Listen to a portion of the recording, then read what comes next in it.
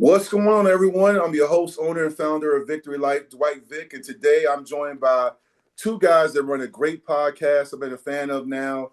I have Coach Mesa and Coach Dash here from All Hitches Nova Football, a podcast that's really been blowing up here in Northern Virginia and throughout the state, a podcast I follow and subscribe to. I support this podcast because they are very insightful.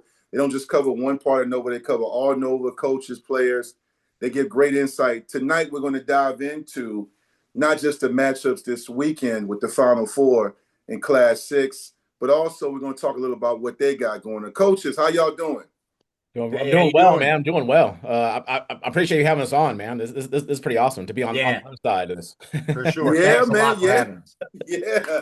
I got you guys. You guys are in the hot seat, man. Yeah. So, as I mentioned, man, before I hit record, I played. This is not about me; it's my platform. But I'm pretty well known. I had a great career at Hampton High School. I'm a Tyrell guy. I played high school football and basketball for two legendary coaches, Coach Mike Smith, Coach Brower in basketball. Football was the woman I married, but basketball is my first love. But my body size and type, I had to go with football. But I was heavily recruited, went to Virginia Tech, did a little pro ball, and then I moved to Nova, met my wife at Tech. And I had what everyone knows is that 757 bias. 757, we felt we're the best. We created everything. But I quickly realized in 2000, when I lived up here, 2001, I was living in Fairfax, lived in Fairfax in the Fair Oaks area for 4 years. And I remember when they first built Westfield. And I remember seeing Sean Glenn and Eddie Royal, and I was like, Jesus, these guys, this is the Centerville Westfield robbery was nowhere to sit. And I said, okay, Nova football has talent. And I began to fall in love because I didn't have kids yet. And I love high school, college more than I love pros. Always have, always will be. I love the story of the high school student athletes and the college athletes. I want to dive into I want to promote what you guys got going on, obviously, but I want to know, Coach Mess, I'll start with you, man. Like, you know, what's your story when it comes to sports, man? Where'd you grow up at? Give us some background and, Sure. and let us know what you got going on. Yeah, so I grew up mainly in Long Beach, California. That's where I moved here in 2020 from Long Beach. So, anybody knows anything about Long Beach, I mean, obviously Long Beach Poly, I mean, is one of the top producers of NFL talent in the Yes, world. the LBC. Yeah, I yeah, know about it. in the world, I mean, they're ranked up there.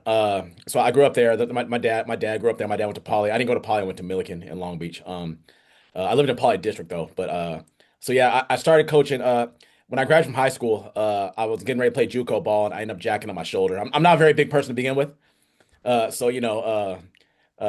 once my shoulder went, I was like, okay, I'm kind of done. And so I got into coaching early on, about 19 when I started coaching. I started coaching youth football for a long time. And then about the late 90s, because I'm old, Mm-hmm. I started coaching high school football. Uh, and so I've been coaching high school football now for going on, I'm almost on year 30 of Woo! coaching high school football. I've done a long time. And I've done the gambit. I've been a position freshman coach all the way to a varsity head coach. So I've done it all the way through. And we end up moving up here in 2020. And I tell people this all the time, and it blows their mind. I said we moved up here for affordability compared to Southern California. Really? Yeah, I was like, we got to a point where like, man, we can't afford a house here in California anymore, but we can afford one out here in Virginia, which again blows everyone's mind. Yes. The other thing that blows people's mind is we moved up here and they're like, well, we have traffic, and I'm like, LA County has 20 million people. I know what traffic looks like. I'm quite attuned to what traffic looks like. I'm okay. So yeah, so I've done the gambit. I have coached. Like I said, I've coached youth. I started off right when I was 19. I was a youth football a position coach, and so I've done it all. Right, I've done from little middle school about as far as I've gone low wise, all the way up to, like I said, a varsity head coach. And so I've done it all. And when I came up here, I ended up at Woodson and was coaching out here at Woodson High School, where you both myself and Dash currently coach at, or coach where I started. We were both coaching there at the time, and so I've been at Woodson now for going on to my 6th year up there, and yeah, and I guess I'll let Dash go and talk about his background a little bit. Hold on, before we get to Coach Dash, man, shout out to Woodson, Coach Doug Craig. He's a great friend of mine.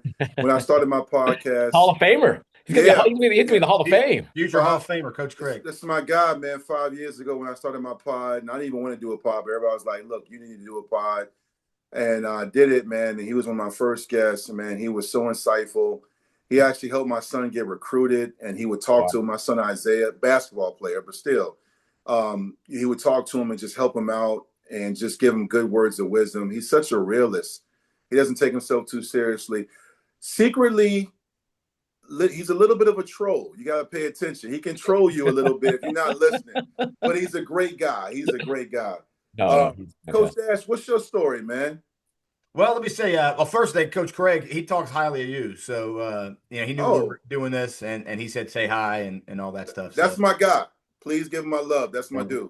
Will do. So, I'm a local guy all the way. I'm local, average Joe. I wasn't going to play any collegiate sports or anything like that. I didn't put in the work. I was kind of a wise guy when I was younger, so I didn't put in a lot of work really anywhere, and whether it be the classroom, or the field. Some of us grow up different, we mature differently, right? And I was more of a late maturity guy. Sometimes my wife says I'm still not really fully mature, but I'm working on it. I'm working on it. So, but as I got older, I got into writing. I started writing a little bit, and I wanted to write, and I was debating, do I want to cover sports? I didn't go to college right away, and you talk about old guys. I'm another guy approaching 50. So I was like, well, what do I want to do? Going back to my, early 20s, and I got a job at the old Northern Virginia newspaper, the old Northern Virginia Journal. And my wife worked there. That's where I ended up meeting her. She was an actual editor. I was just a guy, in the mailroom, right? Trying to do, every once in a while they'd let me write a little editorial.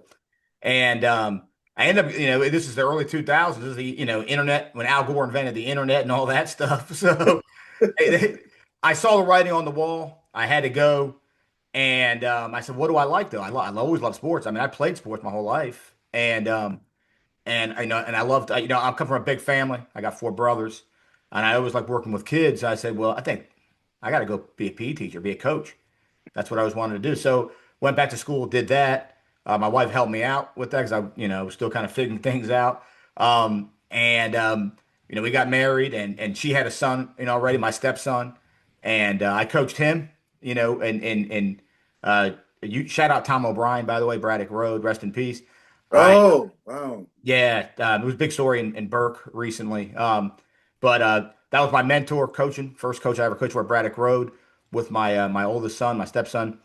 And, I kind of got into that, went all the way up with him, then started coaching in '08 at Woodson for the first time as a freshman coach.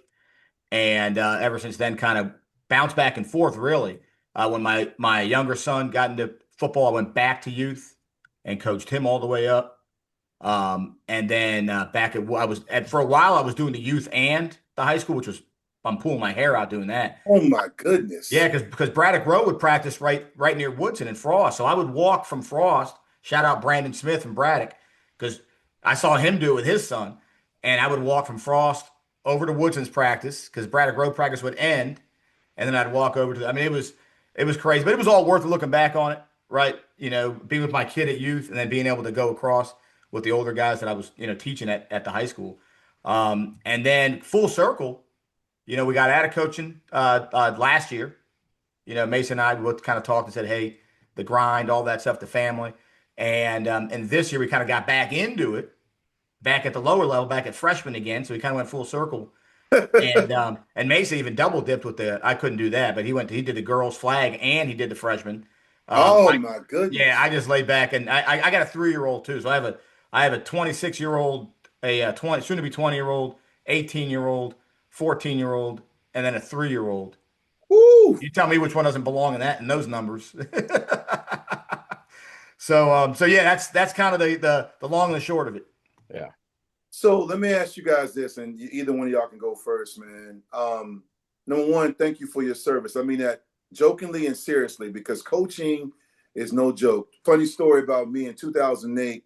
I was working at Metz Middle School in Manassas City, and I was not familiar with Loudoun County like I was Prince William and Fairfax. And one of my guys by the name of Rocco, who was still in the military, Special Forces, reached out to me. And he was my adult flag football teammate. And we also played semi-pro ball together. He was like, hey, I need somebody to come coach here at Parkview, O-line and D-line. Ended up coaching O-line under Andy Hill. This is around the time Loudoun County was booming. They're still booming. I mean, they're building a high school as we speak right now, right? But I remember doing it, right? And I'm coaching high school football in 2008, and it's the first week of tour-a-days. Now I know it's really one long practice, but we got done with the morning practice. I was living in Fairfax, so I was like, okay, we don't come back till late afternoon. I'm going to go home. And Coach Andy Hill was like, hey, where you going? I was like, what are you talking about? He's like, we got to break down film. We got to scout. We got to do this. I was like, he said, we're going to order some food, so come on in here. And I remember learning very quickly that even though I was getting paid, it was a stipend. This was a real job. I was in my 20s, not that far removed from playing in the NFL and pro ball and arena football. So like for me, it was like, oh my God, like this is a real job. I was very ignorant to what the high school and collegiate coaches went through because I was still in that former player mindset. When I say thank you for your service, how do y'all balance that? Because I'm not going to shame these kids. Oh, these kids are so different, TikTok and social media. I'm not talking about that, but they do have different challenges they're dealing with. How do y'all balance it, man? How do y'all deal with that? You mean like dealing just with the kids wise, like what they're Yeah, like? because every generation is different. Even though the core, the essence of teens being teens is the same, there's still different challenges. Like these kids, they did, I didn't have Instagram. I knew I was ranked in the nation. I was a top lineman in the region, but I didn't know what somebody in Lake Braddock was doing unless we played them. I didn't know, I grew up in the Allen Iverson era. So you knew about him, Aaron Brooks, but I didn't know about other guys like these guys have. Social media, the expectation to be the best.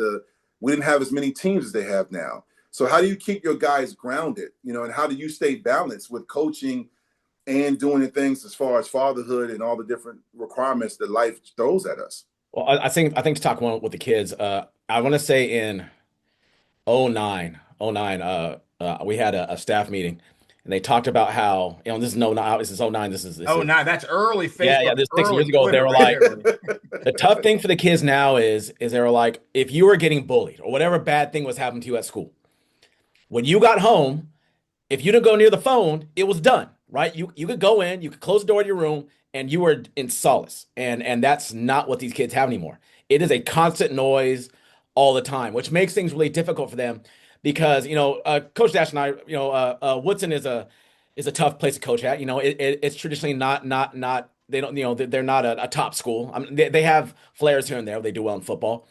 But the fact that these kids get bombarded with how bad they are, regardless of whether it's true or not, right? We tell them all the time, Mhm. the stuff you hear from the outside, you hear from people who aren't willing, can't do what you do. They can't come out here when, I tell people all the time, football is awful. I mean, it really is. I mean, it's you're out there in the heat, right? It's terrible. Football is terrible. You only get rewarded with one game a week, right? You only get one game a week, and the rest of it is hot and it's uncomfortable.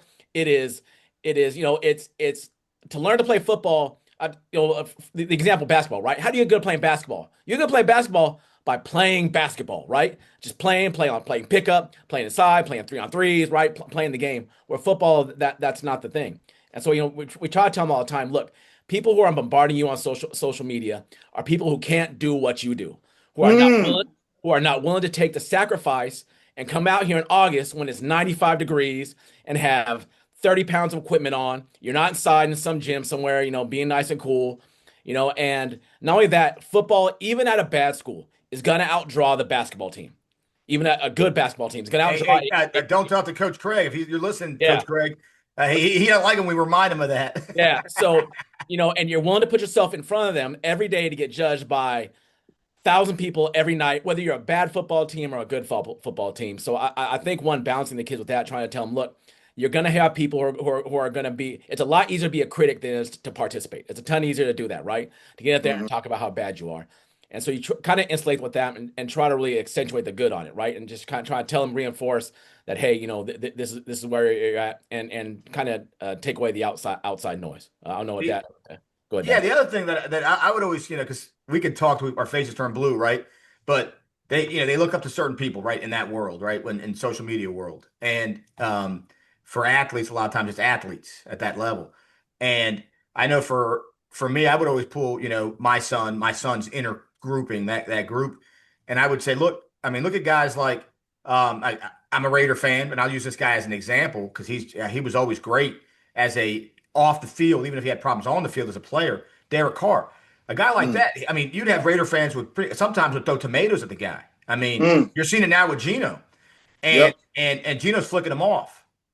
Derek Carr would go back and say, "It's all me. Put it on my back. I'll get better. I gotta get better. I gotta get better." I mean, getting bombarded with stuff, just hatred and vitriol by his own fans. To your point, Mason, sometimes by your own peers in your own building. Yeah. You know, who just are being immature and not realistic. And but a guy, some guys can know how to turn it off, not pay. And I told him, I said, "You guys just not paying attention to that stuff. Take it as a compliment. They're taking time out of their day to try and criticize you." I said, "Look, I say it's a compliment. Because what about you?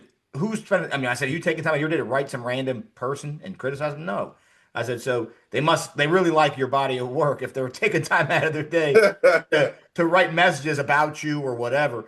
But it is hard. To your point, man, I couldn't imagine it today. The stuff that these kids get, it's almost like a mini version. It's a mini version of what the professionals have to deal with. Yes. Yeah. Great. Well said. And it's just one of those things, man, where I've learned having 3 of my kids be athletes. My youngest daughter is a volleyball player at Gainesville High School. She's playing club for American. My oldest daughter played club for VA Juniors, and she's in ODU now. She doesn't play. And my son was a standout basketball player at Patriot High School here in Prince William, Gainesville, and is playing collegiately. And I see what they go through, the challenges, and it's more demanding with social media because the better you get, the more expectations you have. But you have to add in the social media, and then there's always a lot of people in the comments. It's a different time now. I love the fact that we have great podcasts like, your show, All Hitches Know Football, and, mine, and you have Matt Hatfield and, Ballin' in VA. There's so many great platforms. But with that, you have more voices and more opinions. And one thing that annoys me, this isn't anything y'all do, which is why I like your show, is that the misinformation and the fake me outs that people think they know what they're talking about drives me insane because I'm big on credibility and I'm big on getting the right narrative out there, the right story. And I just, it's amazing now because, again, these are still, even though the VHSL approved NIL, these are still amateur athletes, but you have so many Facebook pages now and people talking bad about 11th and 10th grade football players and athletes is crazy to me, especially when they don't know the whole story, or they might get a highlight on a YouTube page. They weren't even at the game. It drives me crazy. Speaking of that, you talked about Woodson and you talked about the culture there. It's not always, doesn't have the same expectations as a Madison, right? What are some things though, when you talk about not just your podcast, but the athletes, and what do you enjoy about the process? What are some players, not so much in some names, but what are some things that you've gotten fulfillment out of with your coaching and just talking to the kids and highlighting them? I'll let you go first, nice Dash. Yeah, I think, you're talking about coaching. Yeah, coaching. Not the podcast, right? Yeah, and the podcast. You can touch on some of that too. Yeah, the coaching, obviously, as we all know, it was great just to be there and help shape lives, right? And not just on the field, right? Obviously, coming to you with things and advice, even life advice. And I see kids now, I'm not calling them kids anymore. I see men now that I coach when I'm friends with them on Facebook. We're talking 25-year-olds, 30-year-olds that I coached. And, they text me, talk about they'll trash talk the Raiders, the relationships. That's the key, the word. Is the relationships over time, and also with coaches too, fellow coaches. Someone told me a long time ago, you get into this for a lot of reasons, the competitiveness, all that kind of stuff. But at the end of the day, what you're left with is the relationships that you built over time. And that's so accurate because with fellow coaches, with Mesa, other guys that I coached with 20 years ago who I still talk to, we don't talk as much anymore maybe, but the occasional text, how you doing? And also relationships with former players. I think at the end of the day, that's why we do what we do. No doubt. Yeah. Yeah. I'd have to agree. It definitely is, trying to reach kids or where they're at. Because a lot of kids, Woods is a more affluent area. So I'm not saying, but, and where I come from in Long Beach, it's rough, right? There's rough areas where sometimes you might be that kid's only positive male role model, right? that kid may come from a broken home. Again, I grew up in a part of Long Beach that was, a lot of gangs in there. I mean, obviously, it's I mean, So you're from the LBC that Snoop and all them were well, talking about. so they're Because from I the mean, East. you keep saying, I They're keep hearing the Dog Pound and Snoop. I keep, I'm a '90s hip hop guy, and yeah. I'm looking the LBC. I know about it from just hip hop. Yeah. So I mean, well, Long Beach has different parts. They're from the east side of Long Beach. I lived on the west. But I mean, Long Beach is this really big. I mean, there's I think 600,000 people in the city of Long Woo. 600 in the city of Long Beach. So I mean, it's wild. Like it's crazy about Long Beach. I mean, not to kind of diverge from it. There's a part of Long Beach where there's a place called Virginia Country Club that has like an 18-hole manicured golf course, literally on the other side of the tracks of the railroad tracks are projects are the projects. So I mean, it's really really interesting. But out there again, you might be that kid's only positive role model. I know you're coming from the 757. I'm sure there are parts of 757 where it is rough. It is rough. I grew up in them. Yeah, I yeah. know Eastern So you Newport know what I mean? News and Hampton. Like Yeah, you have kids there who are appreciative of you just giving them a peanut butter sandwich, right? yeah, Because they ain't got nothing to eat at home. Like yeah. the reason they come to school, a lot of come to school is football, and they get a free meal. They get breakfast and they get lunch because they don't know what that is. And so, just kind of being there. Even being teaching wise, something I realized, especially with the football kids too, is you really don't know what these kids are going through, right? Because a lot of them you kind of don't know. So you're like, okay, I got to be positive for these kids because in reality, these kids could have deaths in the family. They could not have a home. There's a lot of things that they don't let on. So you really got to be cognizant of it. And a lot of times, especially coaching football, you get. I think football more than any other sport, just also because we're a non-cut sport for most places. Sometimes it's the only place they got to turn, right? And so a lot of times you have kids with attitudes. You're like, why is this kid like that? In reality, he's like that because he's got a really tough home life. And Mm. it's a chance for you to put your arm around him for a second, right? And just kind of lead him the right way. I'll tell you right now, some of the dads, sometimes you have kids come back and they're like, man, you didn't know what's going on in my life, but at least you were there positive for me. So now I had something to look back on, right? No So doubt. just being there for them, and it really kind of gets you to be able to spend because during football season you spend more time with these kids. I mean, from August until whenever you're done playing, they spend more time with you than they probably do with a lot of their family members. I mean, just being with there all the time. So Now, I think that's an important thing to do as far as building relationships. well, now in terms of Mesa, that's spot on. And obviously we come from different parts of the country, Yeah. but you're spot on. There's different levels of the things you said. The other part though, in terms of the podcast, and that's more strictly on the field, right? Not the relationships and that kind of stuff. That part, not so much there. We're building that with coaches and stuff so much, but not so much. The kids are kind of, they cycle in and out, right? With the podcast and who we're covering. But the cool thing there is bringing, I'll say this, you talk about, Woodson being a basketball power, not so much a football power. And I always tell our guys, like over the years, one, it ebbs and flows. That's the first thing. Yeah. Every sport has that from professional on down. Not everyone's a freaking Kansas City Chiefs. I mean, that's just the way life is. Mm-hmm. The Cleveland Browns aren't just going to fold up shop and say, we're not winning this year. We're going to call it a day. No, that's just part of it. It's part of the process. You're going to have great teams, good teams, bad teams, average teams. It's just part of the mix-up. The other thing is we're able to give light to, and this is what I love about our show more than anything else. Sometimes people are critical about it, but for the most part, everyone's pretty positive. The fact that we're so positive, because we try and promote, and we've built a relationship with Coach Choates, Coach Holland at Mount Vernon, Coach Choates at Lewis, all these different coaches at some programs that some people have no idea. If you're on certain programs, some of the big boy programs in Nova, you don't know what it's like over there. You don't know what it's like at those schools that aren't winning, those schools that have a tough time winning. And some coaches have never been on that side of it. Yeah. And to give those guys the promotion and love that everyone needs, I think that's been kind of fun. Yeah, I'm glad y'all do, and that's what I'm serious. I love about because seeing the growth of the podcast, especially in Nova, you have a lot of different podcasts, and the growth of the high school coverage throughout the Commonwealth, especially in Northern Virginia. We have DC and Maryland, and something foreign to me 20 years ago when I moved up here was the private school sector. In the Tallwood area, we have Peninsula Catholic, Norfolk Collegiate, Norfolk Christian, but that's about it. Hampton Roads Academy, but there's like 4 or 5. In Northern Virginia alone, let alone DC and Maryland, the WCAC, and then you have those small pockets of Fairfax. Fairfax is a very unique county because you have Fairfax that embodies Reston, Herndon, and all these different high schools. I learned about it when I coached at Parkview in Loudoun. I'm like, we would scrimmage Fairfax schools. I'm like, good Lord, how many schools are up here? And there was so many kids. I do love the fact that when I watch it and I see the clips on TikTok, or when I watch an episode, or I'm listening when I'm driving, you'll kind of take me in there visually to a school I won't even know about. I may see that score on the ticker on Facebook groups, but I don't really know. But then y'all will talk about a program or a running back or a lineman.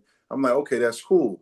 Because that's the hard part with social media. You begin to realize, man, Madison, Centerville, Westfield, Lake Braddock, they got all these kids. These guys are going here and going D1. And you've been under 500 for 3 straight years at your school, and nobody really knows about you. So I think I speak for a lot of people when I say that it's great that y'all highlight the other schools, right? Because, yes, we all want to win, but that doesn't mean the schools that aren't winning aren't good as far as personnel and coaching. I just think sometimes it's the haves and the have-nots. And we're guilty of that as a society, where we want to focus on just the winners of the big matchups like these games this weekend. Let me ask y'all this before we talk about the big games this weekend. Actually, and also, let me chime in something really quick. So yeah. I think maybe I'll just get into and we've told the story a few times of how we got into this. So like Dash said, we had decided, once we weren't going to coach, that we had talked about doing this before while we were coaching, and then we decided with Coach Craig. I mean, we end up having barbershop sessions in our office sometimes, and Craig's in there, and we were that's kind of for years. And then, we talked about doing it. Yeah. So when I got here, it was during the COVID season. And so Jared Van Acker, who is a great head coach, who hired me, was able to give me a job at Woodson. We were getting ready for the season. And I said, so when's the local media guy going to come out here and do like the preview? And he was like, that's not a thing. And I was like, you got to be kidding me. Yeah, man. I've never been anywhere. So I've coached this is my 3rd state I've coached in. Okay. So I coached in California for a long time. I coached in Mexico for about 5 years, and I coached here.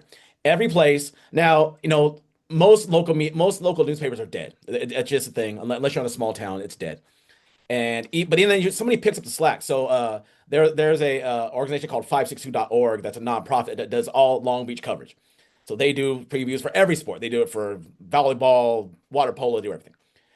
So I asked Van Acker, I'm like, well, when does because I'm brand new, so I assume because in 3rd state, and I've been to a lot of schools. That there's going to be a local media guy who's going to come out and say, tell me about your guys, what you think about your season, tell me about your schedule. I mean, nothing big, right? I didn't know any different. I don't know about you, but back in the day, it was called the Press Telegram. That was a Long Beach newspaper.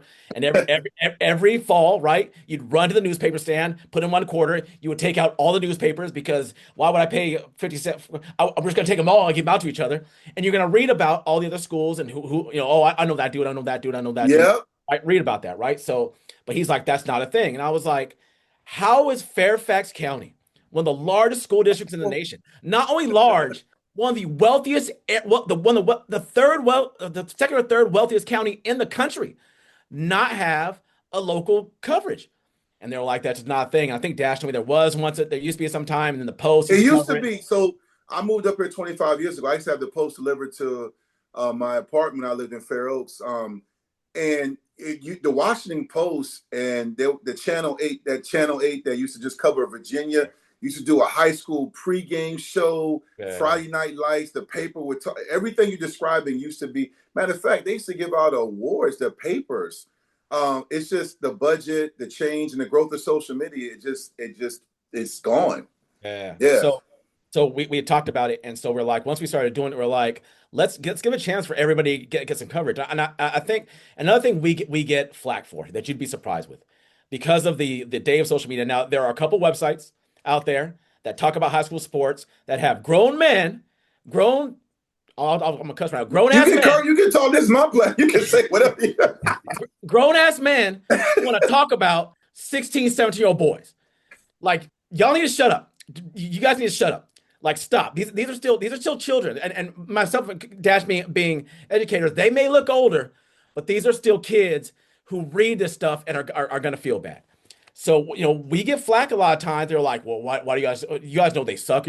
No, every team has 30 kids. They may be not the best teams in the world, but those kids are busting their butts every day out there. And it is criminal for there not to be more platforms talking well about these kids who go out there, who get ridiculed, who get, just talked bad about in the internet, that there is no positive place. Like, no, you are doing something for these 4 years of your life that, one, you're going to hold special.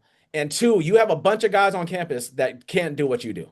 And so I think, Dash and I both make it a point that's why we honor every district. Every district gets a player of the week, right?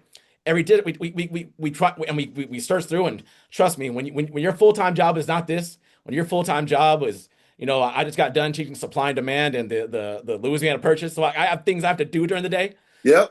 But we have to research to try to find kids who, try, and we always try to make sure we hit every school and find some kid, regardless of what happened, that we find a way to highlight these kids. And we know, and this kind of go back to the building relationship thing, is that while we do get flack for not talking, we will get messages from them. Well, it's like, I appreciate you so much.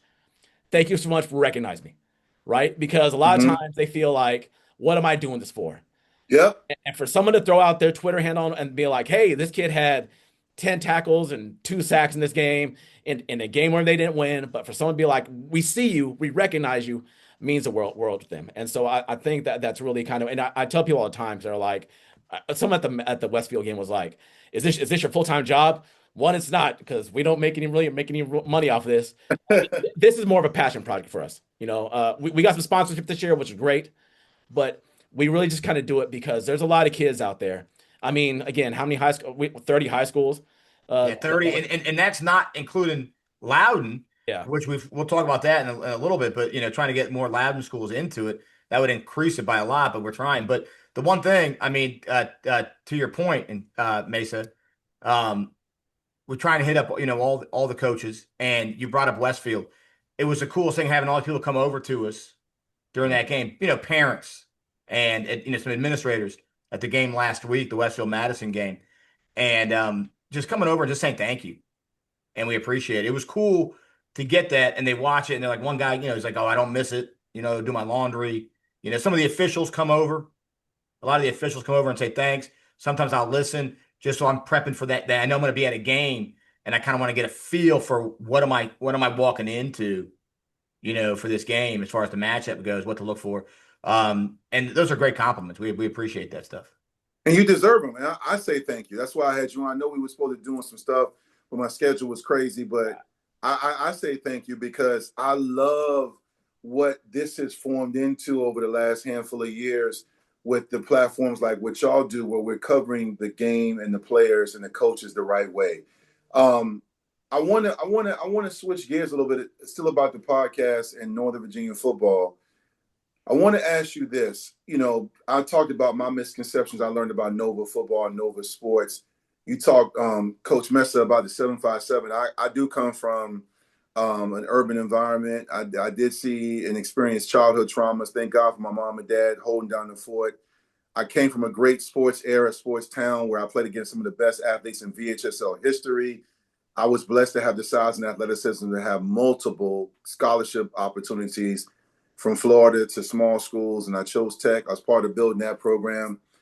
With that being said, I learned through the journey of playing at Tech, living in Southwest Virginia. And then my sister was at VCU and being in an 804 in the Richmond area, and then finally meeting my wife at Tech and moving up here 25, 26 years ago. I mentioned just going to games by myself and seeing some of the greats.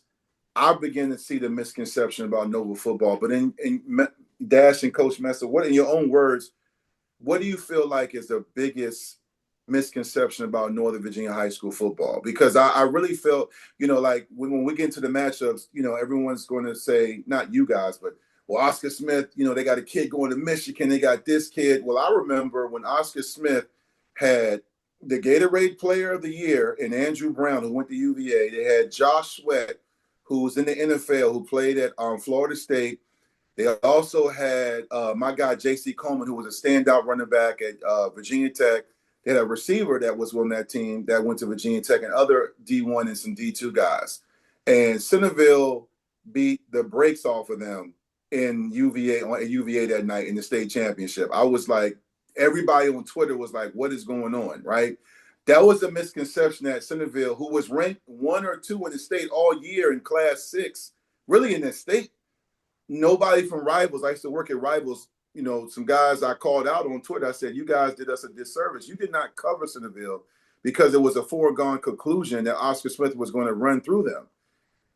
What is the biggest misconception, not just from a coaching standpoint, but as you guys, cover Northern Virginia high school football with your pod, All Hitches, what's the biggest misconception?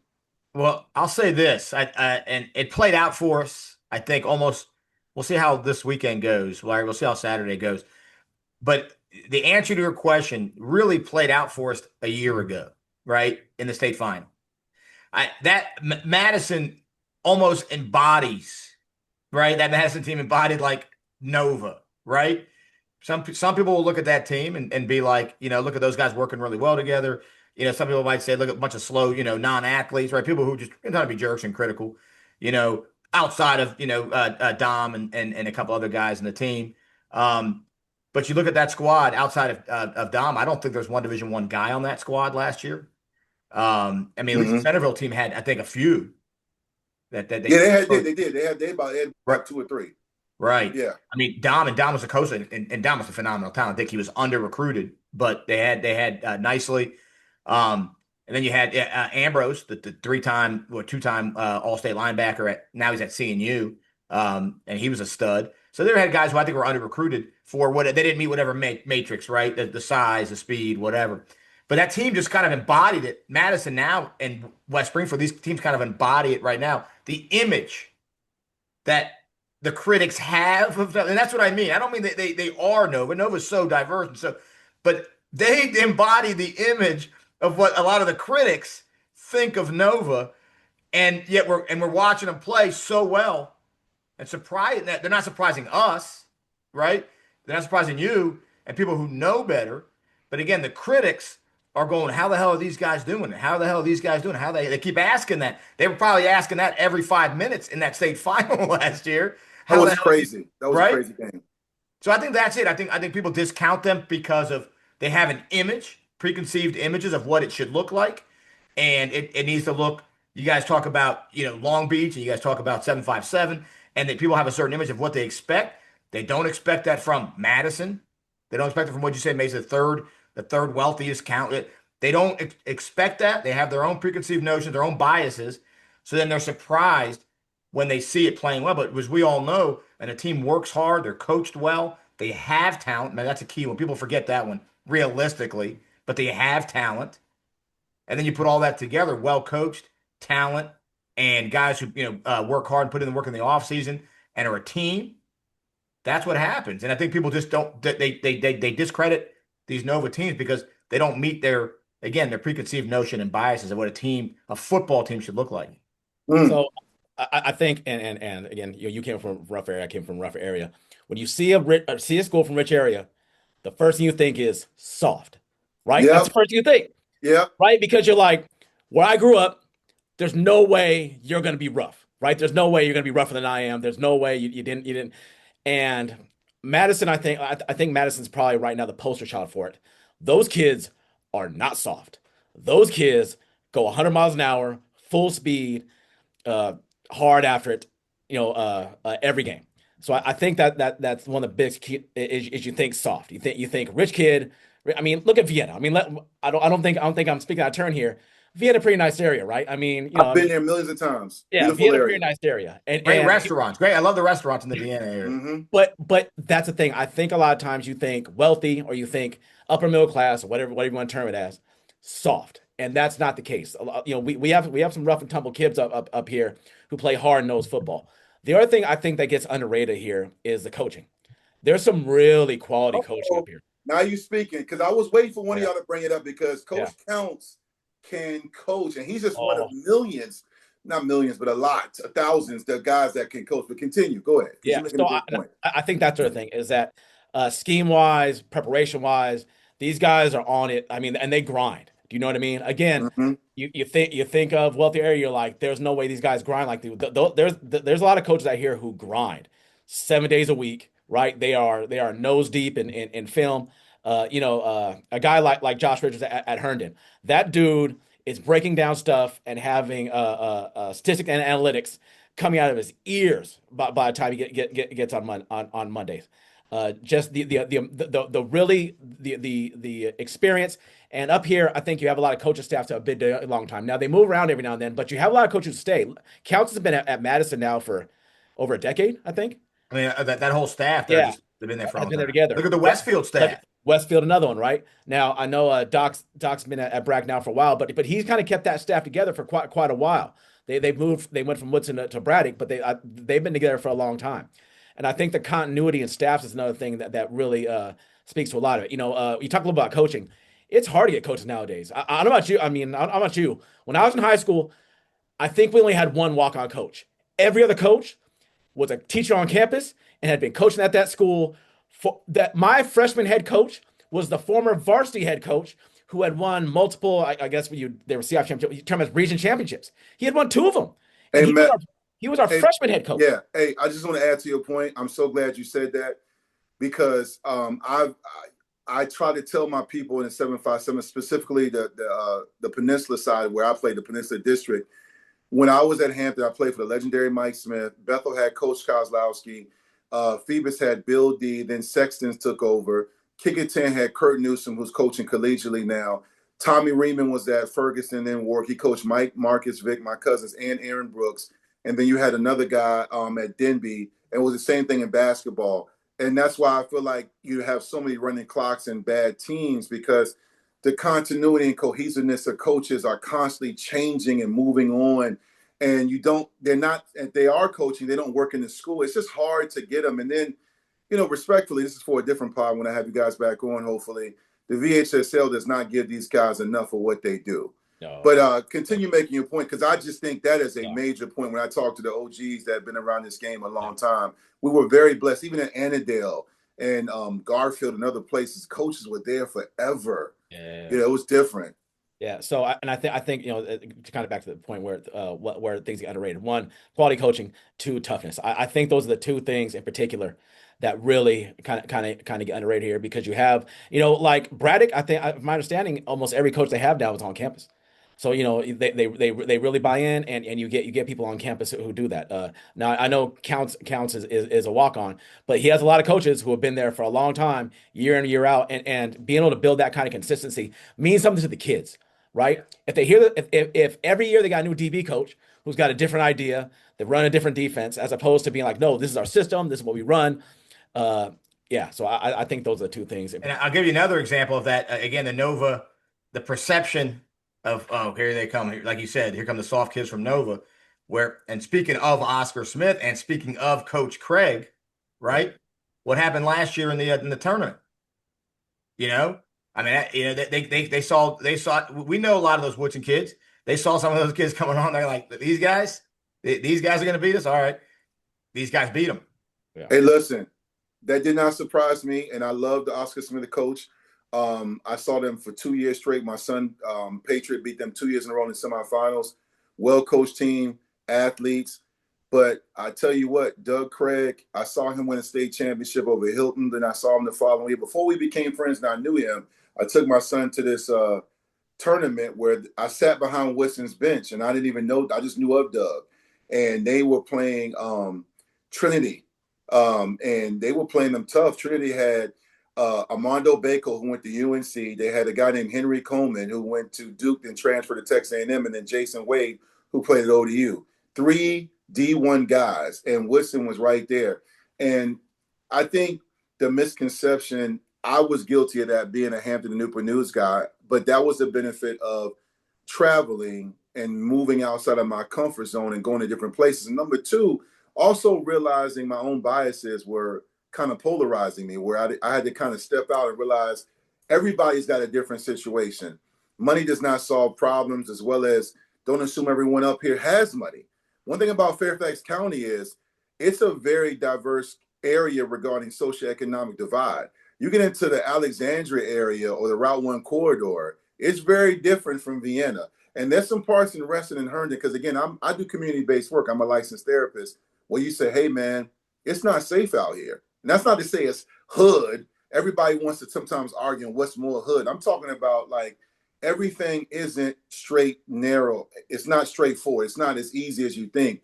And I think when it comes to quality coaching, Northern Virginia has some of the best in the business. I mean, I'm biased to Coach Counts, man, because I've been close to his program.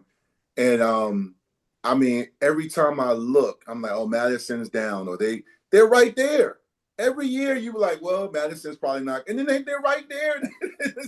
they're one game away from going to a state championship again. It's crazy. Yeah. I couldn't agree more. And I don't know if you want to save the Coach Counts talk for later on, because we can talk a little bit about it.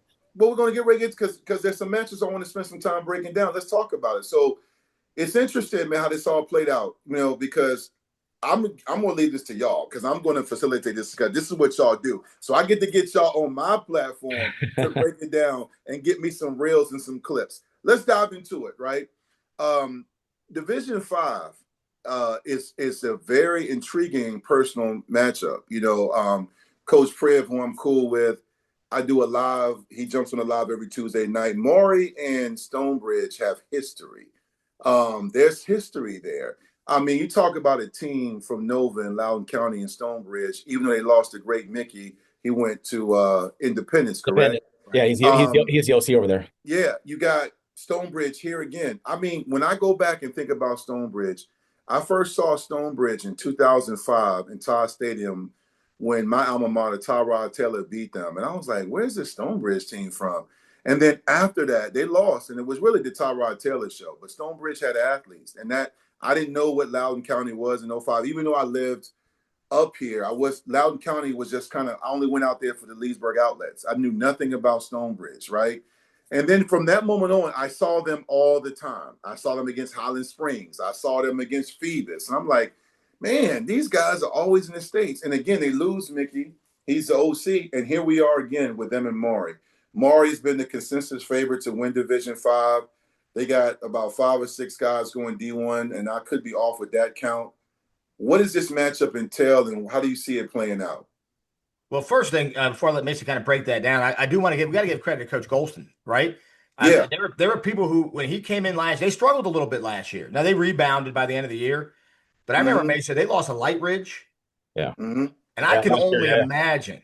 I can only imagine what it was like at Stonebridge with some of the diehard fans when they checked on the scoreboard and they said, wait, we just lost a Light Ridge? Yeah.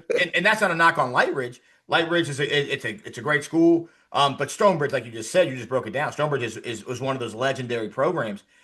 And Light Ridge doesn't beat Stonebridge Light Ridge is a new school, but that win doesn't happen very often. And it will not happen very often. Mm-hmm. And I remember you talk about some of the stuff that people talk, some of the smack talk people do on some of these forums.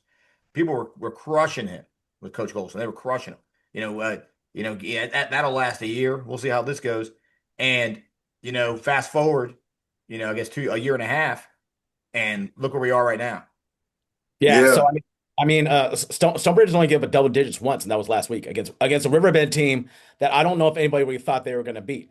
Their only loss all year. Yeah, I'm so sorry. You said I didn't mean to interrupt. I had Riverbend winning. I covered them. I called the game with NSMT. I was in the booth, and they were undefeated. I picked Riverbend to win that game. I thought Shook and those guys, the quarterback, the running back, the power offense they ran, I just thought we were going to get them versus Maury. So I was wrong. I want to say that on my platform. But continue, Coach. But so I think when you're a program like Stonebridge, right, those kids never go in shaking their boots, right? There's an expectation you're going to win. So even going in a game where everyone thought that, Riverbend had beat Colonial Forge, they beat North Stafford. They beat North Stafford. They're legit. I think there is a case that you could say the winner of 5A could possibly beat the winner of 6A this year if they were to have a head-to-head matchup. People are talking about Maury like they may be one of the best team. They might be the best team in all of Virginia. And the really tough loss that they had to Quince Orchard. That was the only loss this season so far for Stonebridge, 20-0, which is not Quince Orchard is no slouch. Playing them. So I think it's going to be a really interesting matchup between the two. You can argue that they played a team very similar athletically in Riverbend that they're going to see with Maury, right? So I mean, Yeah. they've kind of seen that as well. Also, they play really right. They open with Madison. 2 weeks later, they're playing. They're playing. 7-6 game with Madison. Keep that in mind Yeah, as we head into this weekend. 7-6. That was yeah, at Madison. yeah, Mm. yeah. So no, it was 7-0. Is They that the actually final score? 7-0. 7-0. All right, I knew Yeah, it was a the one big score talk. game. That was a big talk about how in the world they didn't score. I remember everybody talking about that. The Madison team, and we'll get into Madison. Obviously they have a brand new start. I mean, most of the kids were brand new starters, There's which so is many similarities, though. You yeah, talk about a program like Stonebridge. yeah, We were saying it on the show last week. I was calling Madison Stonebridge. What is Loudon? I don't know my geography. What are they? Well, Loudon's west, right? So it's Yeah. like Madison West or or Stonebridge East, however you want to say it. But again, you talk about Stonebridge, one of those schools that a lot of people out, 757, they might look at Stonebridge and be like, come on, seriously, these guys? Now, maybe now over 20 years, they're not saying that anymore. But I'm sure at some point, were you down there when Stonebridge first made their kind of their first teams that became like dominant? Were living up here, or were you? Yeah, I was living up here. That's what I'm saying. Like I saw it occur. And then at the time I was coaching at Parkview in 2008, Parkview was in a smaller division. We didn't play them, but I saw them. I saw it all unfold in front of me. And that's why I'm saying, like, I've been around Stonebridge, just watching it. I was at the game when they hosted Highland Springs. Lauren Johnson would tell you that was a tough spot for them. A controversial call, unsportsmanlike penalty that pushed the extra point back. That was the clash of the Titans when Stonebridge had beaten Highland Springs. It was the first time in school history when they did that. A couple of kids on that team I know personally, Jeter. I'm friends with the dad who played at UNC. So and Lauren Johnson and I are close friends. We played at Virginia Tech together. So I was at that game, and I tell people this all the time. The biggest challenge for Maury when you come up here, you got to travel, and they're going to go down Friday night. I did find that out. They need to, because one thing about Northern Virginia teams that you only get in the Virginia Beach area and Tidewater, but other than that, you don't get it. But in Northern Virginia do is the student section. There's you get a college feel in Northern Virginia. Most successful programs in football and basketball in Nova, there's a student section where they make noise. It's a full football experience, like a smaller college where, in Norfolk and in Portsmouth and Hampton and Newport News share a stadium. So you don't have a school stadium. Do they cheer? Yep. Yeah. But it's not like everybody are white out or red or black, and they're on you. That's right. And I don't think you realize it until you're in the stadium. I give you. We haven't broke this game down yet, but North Stafford last week hosted Woodbridge, who I was 0 for 2. I picked Woodbridge to win that because I'm a huge Caleb Tucker fan. I love that kid. Great quarterback. I would give him several offers, but they just threw a ton of athletes at him, and the crowd played a factor. So that's just something to keep an eye on with the Stonebridge Maury game. I know Maury's traveled. They play not national, but they play a schedule outside of Virginia. But they went to North Carolina and they went to Maryland. Or they play Bishop McNamara and some team from North Carolina. I think. Yeah. They do. I mean, and Maury should be favored, but Stonebridge has played them so much in the last several years, and they're not going to blink or be afraid. It'll be interesting to watch. And one thing I hate, but I also love, just from a fairness standpoint, but I hate it, is that all these games are played Saturday at 2. We've been railing on that. That's criminal. It's criminal. I'm like, man, how am I gonna? Y'all can't see I got different monitors and TVs, but if it's on NFHS, you can't log in, and and then they kick you out of this one. So hopefully somebody's live streaming. Have you guys ever thought about going and doing the coverage, like live coverage? So we tried to do it last year. That kind of got the idea going, and that's and we ended up meeting a lot of people. We met last year's game. We went to Madison. It was Madison Braddock State Semi. So a year ago exactly, we went live to that game. Wi-Fi is the big issue. Oh, yes. Wi-Fi is not strong. It's not to stream. You could do other things on there, but to stream full power without skipping, without hiccups, that's the issue. So Mason and I are kind of talking about that now. We're looking at the Elon Musk thing, whatever, the Starlink thing. We're looking at all different things, just trying to figure that out, because we would love to do. We were ready to go. We had we were at last week's game at Westfield, and they were awesome. We had a table on the field. We had the turkey on there. We did the turkey presentation. We had the trophies. They gave us the trophies before the game to hold. Oh, wow. We had the booth. We had the camera going. We had everything going, and then nothing, just spinning. And we're like, oh, we're not going to be able to go live. So we did Twitter live for like the second half, but it wasn't the same as being able to have our normal broadcast. Yeah. So it kind of stunk. We're going to go at it. We're gluttons for punishment. We're going to try it again this week. We're going to go to Madison. We're going to try and go live again from the place. And we got a couple ideas. We'll see. We're gonna remember the old days you blow in your Nintendo cartridge. We're gonna try and blow in the Nintendo cartridge and hope that works. Yeah, man. Well, let's go to another big matchup here. This is actually in Class 6, man. We have North Stafford versus Westfield. I'll be honest with you guys. I did not expect to see Westfield here. One thing about their region or their part is it seems like they beat up on each other. I thought it was going to be Centerville. Or West Springfield. West Springfield. My apologies. West Springfield. I apologize. I thought it would be Lake Braddock.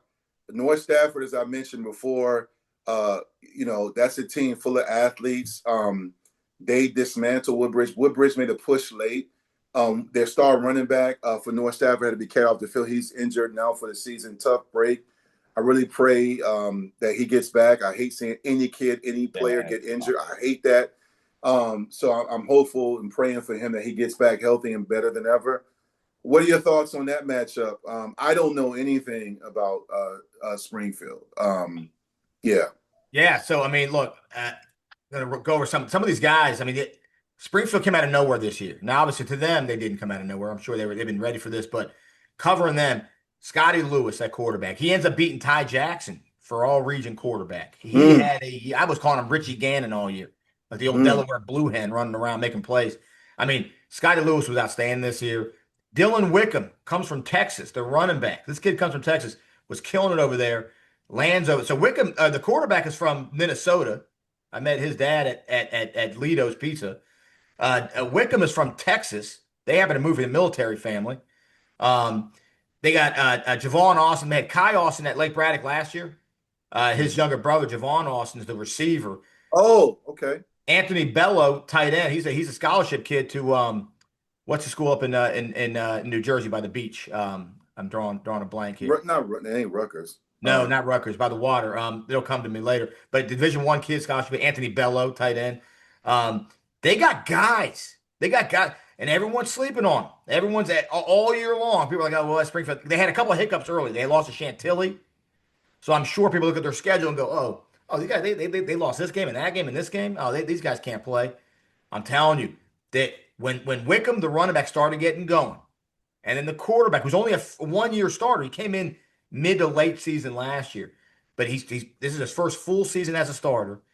And now Wickham, I'm telling you, these guys, they're lightning in a bottle. Yeah. Yeah, Wickham might be one of the best running backs in all of Northern Virginia. It's always nice when you have he was all state in Texas last year.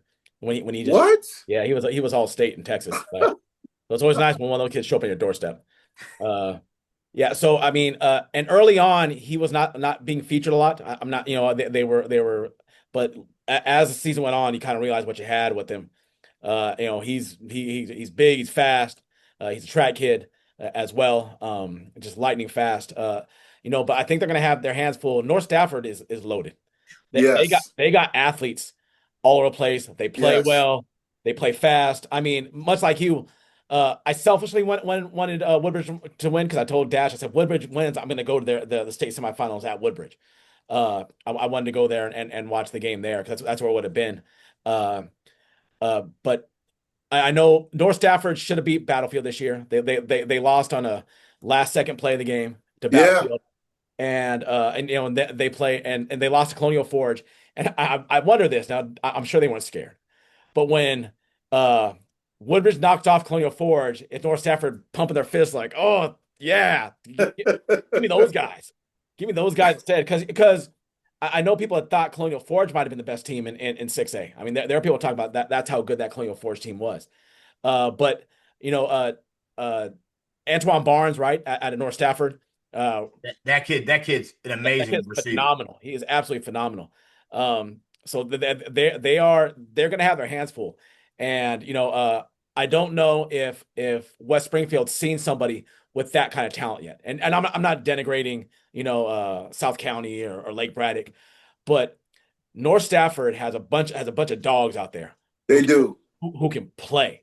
I mean, they are talented everywhere. I mean, to be able to beat, I was really high on that Woodbridge team. I thought that would, like I said, the Hill brothers, Caleb Tucker, the running back. I'm losing his name right now. What I really liked, what I was shocked by, for all year, I thought Woodbridge's defensive backfield might have been the best defensive backfield that I had seen. And we'd watch, on that Friday night game, we watched it all the time.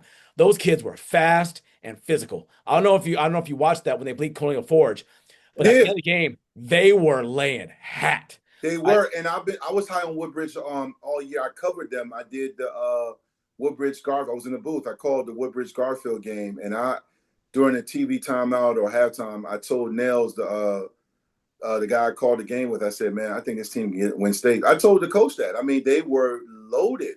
Yeah, but on the defensive backfield side, like I said, I thought they were the best defensive backfield as a unit that we had seen. I mean, North Stafford's might be even better, and that's crazy to say because you look at their linebackers and their DBs. You mentioned I don't know if you mentioned King Antoine because they got Antoine Barnes and they have King Antoine. They have Kanaz Sullivan. Now I know he hurt his knee last week, so I don't know if he's going to be good to go or not. But they got guys who can fly. Now we talked about this on the show. West Springfield's going to pound the rock, slow the game down. Some people in North Stafford took offense to that saying that. I don't know why, because that's what they're going to do. I'm not saying it's going to work or it's not going to work. That's what they're going to try and do. Why would you not? You're going to slow it down, pound it to Wickham, a little play action with Scotty Lewis, see if you're going to hit, some Austin deep. Just football 101. That's what they're going to try and do. Yeah. And we'll see if it works. Another interesting line for that is Coach Parker, his two sons went to North Stafford and coached at North Stafford. And their scrimmage number 1 was West Springfield, North Stafford. Yeah. Yeah. We were trying to get that film. We wanted to break it down. It would have been a great one to break down on the show, but we couldn't find by the way, this is why people don't record their this is why people don't share their scrimmages on the network. Yeah. People that later on in the year to look at it. Yeah, man. I get it, man. Me being a guy like y'all that does this podcast and breaking down games, it's the same thing, especially when I do basketball. I want to go back and watch a game just to watch it and say, okay, I'm going to be on. And it's going. I've seen coaches, as soon as they do the handshake line, they're like, hey, they'll tell the AD, get that off NFHS now. And it's like, man, come on. But it is what it is, man.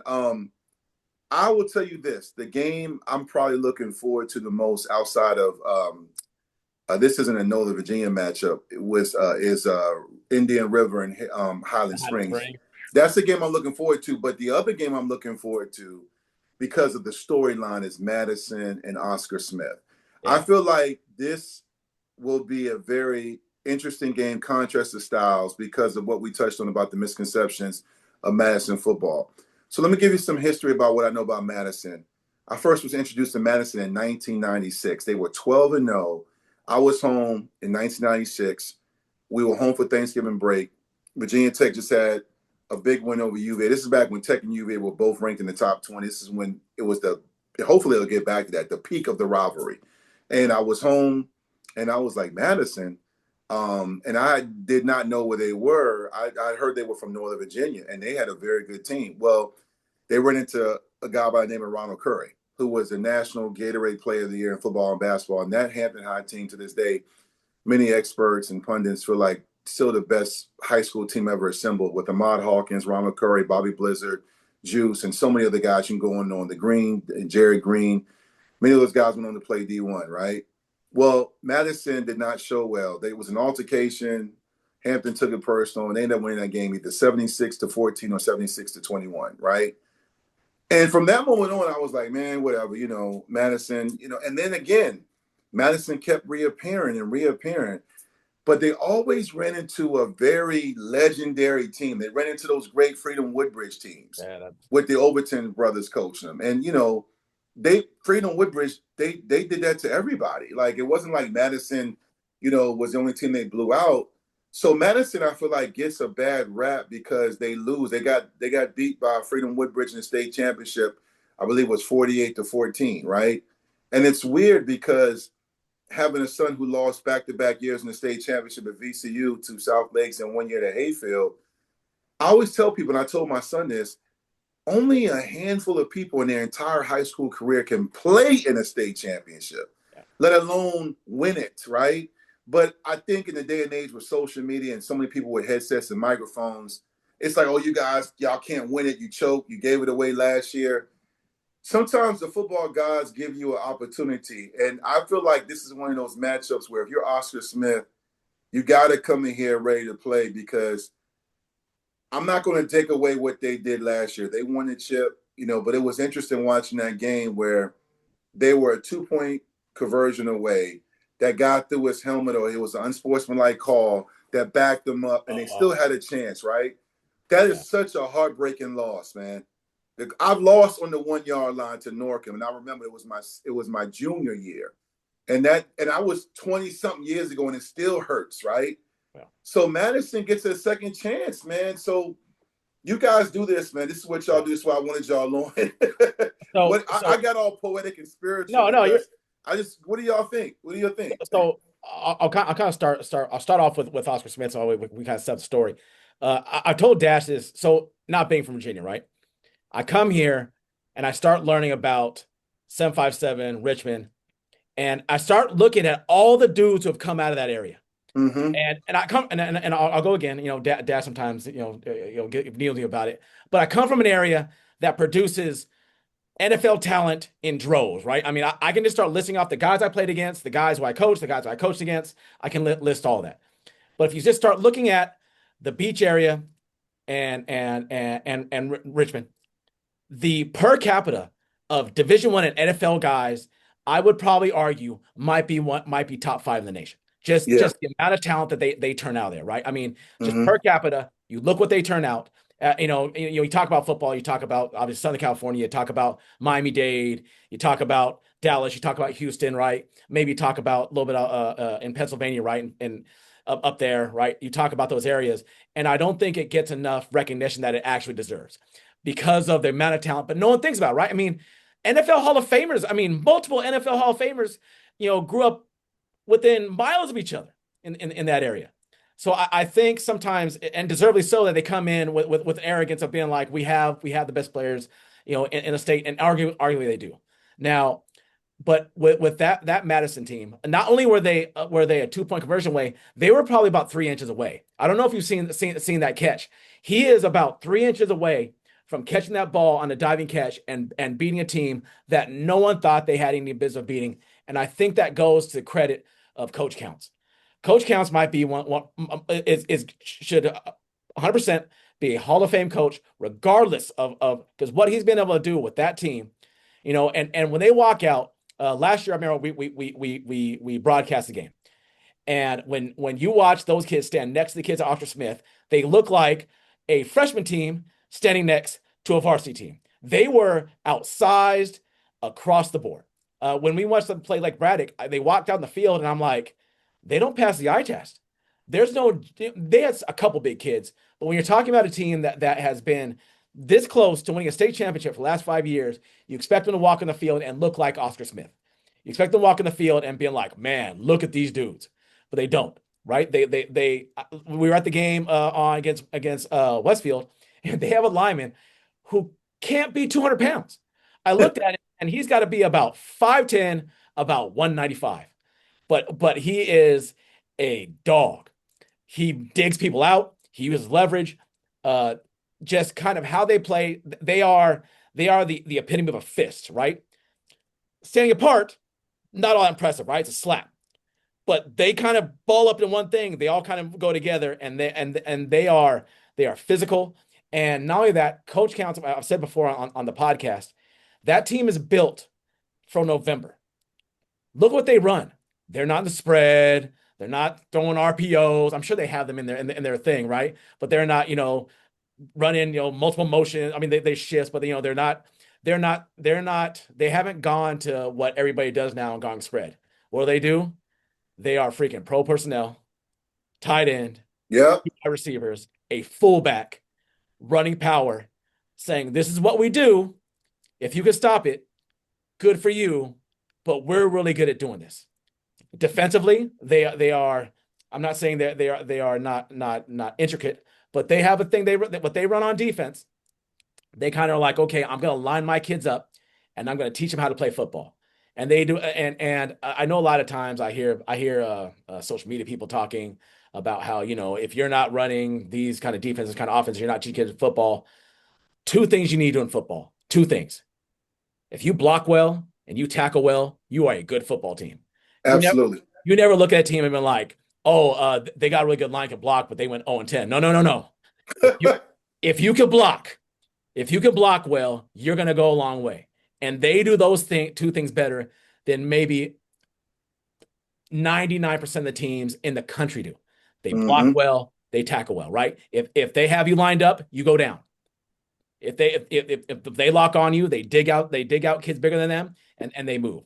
So I mean, just from a fundamental standpoint, they do those two things well. And that's what football comes down to, right? Can I block? Can I tackle? And they do those things. I mean, we watched their freshman team, and I was like, good Lord, those freshman team, their freshmen tackle better than I see a lot of varsity teams. They are under control, driving through. You see where they're going, right? They're wrapping up through the legs. They're driving through. I mean, it just. But not just the freshman team. We went to the Vienna Youth Summit, and we saw those guys, and we're like, man, those 75-pound ankle biters can tackle better than a lot of teams. I mean, that's how they do it over there. And a lot of those Vienna coaches came up from Vienna Youth and all the way up, and those kids have come. I mean, being around here 25 years now, Vienna Youth it was the creme de la creme of youth football. Absolutely. And looking at this game, I think we talk about, we were talking about comps and movie comps and NFL comps. You talk about Madison's team lining up the way they play. Phil Simms at quarterback, Otis Anderson at running back, Mark Bavaro at tight end. These are the early 90s Giants. The way they play football in 2025, right? They got, that Riccadello at tight end. They got Smoot, their deep guy at receiver. They got Rowan at quarterback, play action, bootleg, he'll throw it deep. And they got Weiler, the freaking, huge running back, Rodney Hampton running back, right? And then they got Salvosa and Gore and Casey, all those guys playing defense, linebackers. It's just a tough team. The old, what do they talk about? The old lunch pail and hard hat, all those cliches. But they're the embodiment of those cliches. They really are. Now, talk about the Giants. I remember that was a 1990 Super Bowl. It was Buffalo Bills. Those Bills were heavy favorites. Thurman Thomas, James Lofton, Andre Reed, Jim Kelly throwing it deep. Speed everywhere. Darryl Talley, Bruce Smith. You go on and on with those teams. The Giants beat them. That boring Giants team beat them. So, hey, to your point, the Giants also did that against my favorite quarterback ever, Tom Brady. They did that twice to Tom Brady, especially that team that was 18-0. I mean, right. Brady the Moss was insane. Nobody could stop that. And they won 17-14 in that Super Bowl. I don't think anybody had that except for Strahan and Eli and them.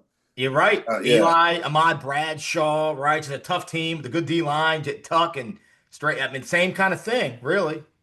Yeah. Yeah, I think too, man, that's why I'm glad I have you guys on, man. I can't wait till everybody sees this when I post this tonight and tomorrow and even Saturday.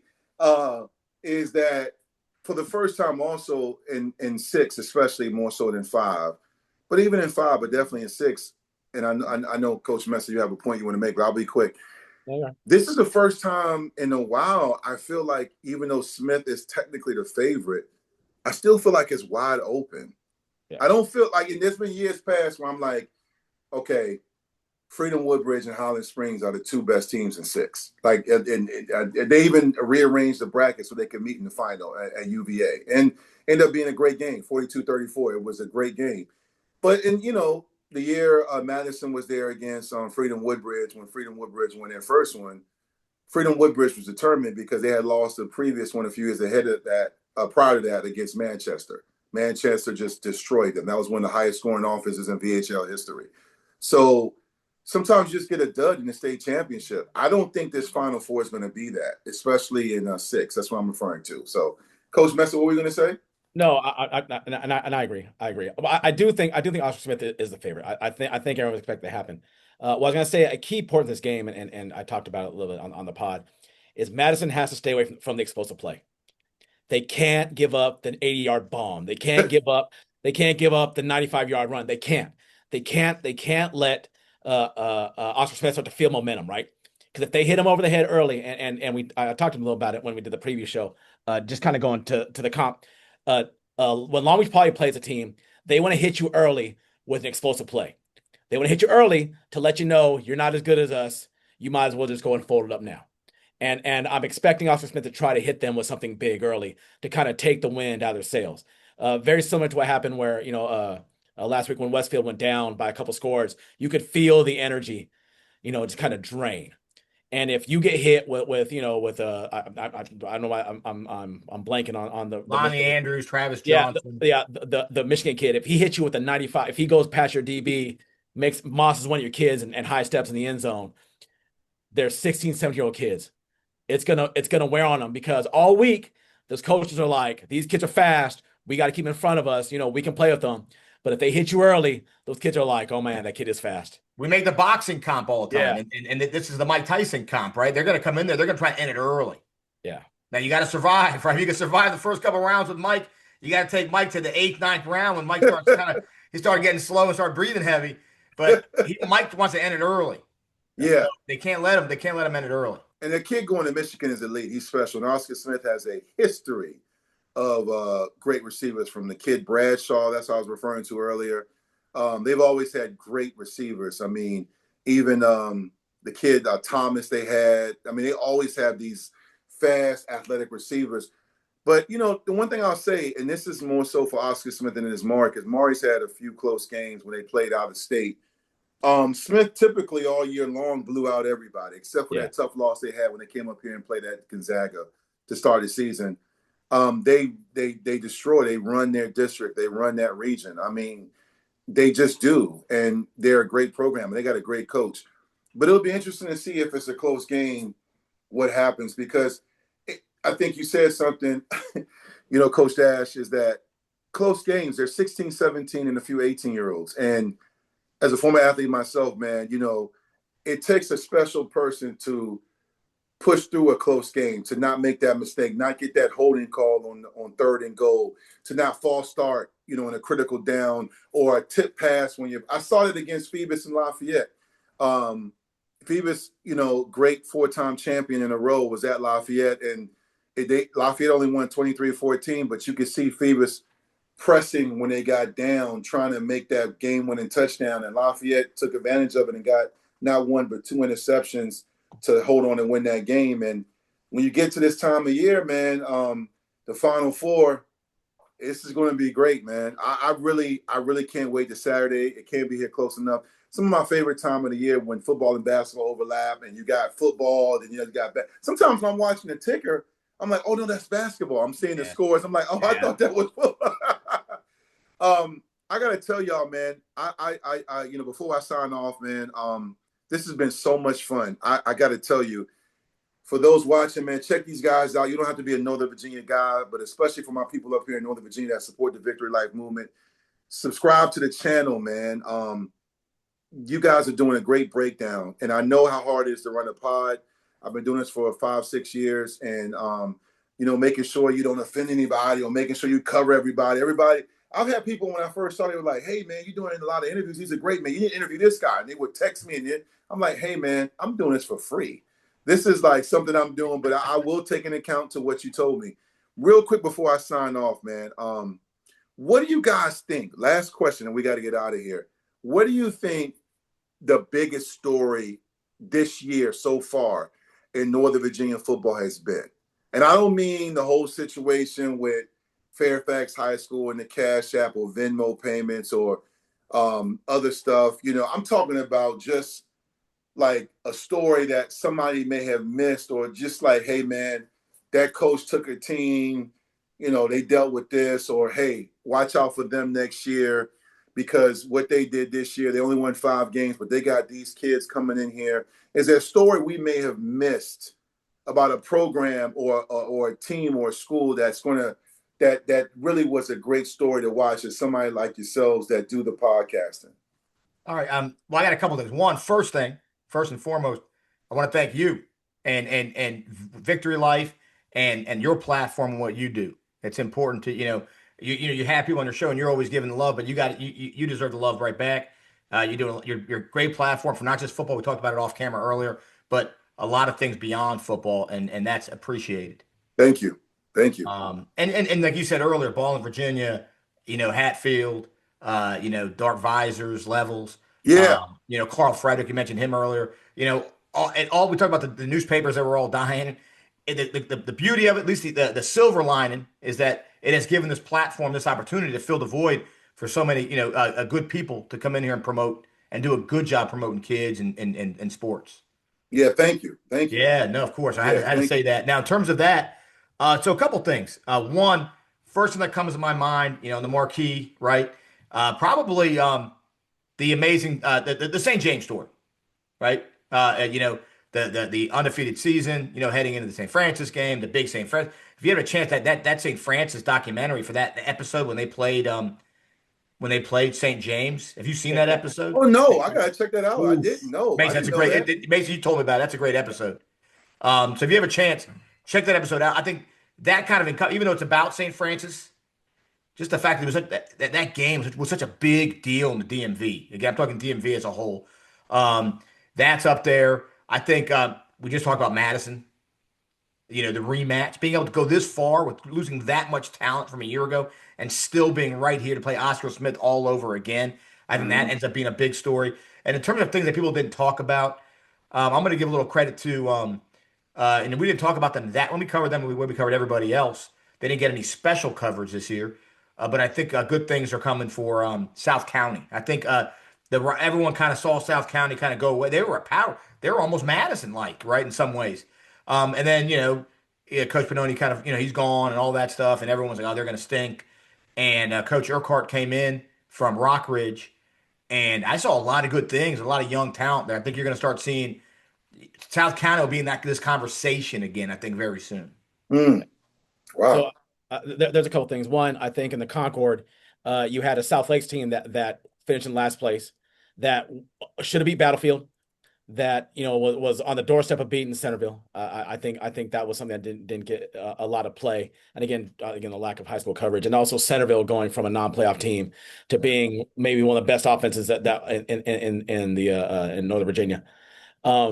Now another thing, and Dash had kind of brought this up to me, and I think something that nobody really talked about is this is the first year I think in Northern Virginia where there was a lot of parity. Every year there's been a team that has been the powerhouse that everyone's like Freedom Woodbridge, right? Freedom Woodbridge, no one's getting through that team, right? In Northern Virginia, no one's getting through that team. Madison, for the most part, last year I think was that team in the area where like nobody's getting through that team. That team, that defense is ridiculous.